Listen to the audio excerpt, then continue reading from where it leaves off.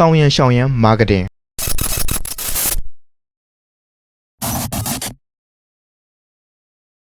မင်္ဂလာပါကျွန်တော်ကို is ပါ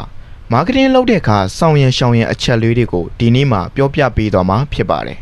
ဆောင်ရန်နံပါတ်1ဂိုးတစ်ခုကိုတေချာသတ်မှတ်ပါကိုလုံးမဲ့ campaign ကနေဘလို့ရလဒ်တွေထွက်လာဖို့လဲ product တွေရောင်းရဖို့လားကိုယ့်ရဲ့ brand ကိုလူသိများစေဖို့လားနံပါတ်2 target audience ကိုနားလည်အောင်လုပ်ပါ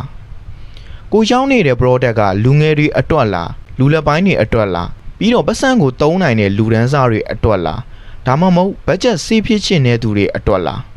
နံပါတ်3 value based content တွေပေးပါဒီပစ္စည်းကနေ customer တွေဘလို့အကျိုးမြတ်တွေရရှိနိုင်မလဲဆိုတာဥပမာ coffee ရောင်းနေဆိုပါစို့ဒီ coffee ကိုမနက်တိုင်းအစာမစားမီနေ့စဉ်တစ်ခွက်တောက်ပေးခြင်းအပြင်အဆီတွေကျသွားတယ်ဆိုတာမျိုးအစာရင်ယောဂရှိတဲ့သူတွေဆိုရင်လည်းနနက်စာစားပြီးတော့တောက်လို့ရတယ်ဆိုတာမျိုး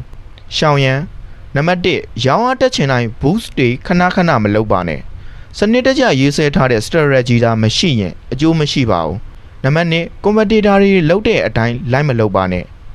ဒီအချက်ကတော့လုပ်ငန်းရှင်တွေတော်တော်များများဂရုစိုက်တဲ့အချက်ပါကိုနဲ့ product ချင်းတူတဲ့လုပ်ငန်းတွေက post တစ်ခုခုတင်နေပြီဆိုပါစို့သူတို့လိုပုံစံမျိုးတင်ချင်တာမလုပ်သင့်ပါဘူးကိုယ့်ရဲ့ brand တိုင်းသွားတာကပို့ပြီးတော့အဆင်ပြေပါလိမ့်မယ်နံပါတ်3မထူကြတဲ့ promotion တွေမလုပ်ပါနဲ့ customer တွေမက်လောက်မှမဟုတ်စေတဲ့ promotion ပုံစံမျိုးတွေကိုရှောင်ပါဥပမာ item တစ်ခုကို 5% ပေးပြီးအရေးအတွက်50ပြုလုပ်ပေးမယ်အစား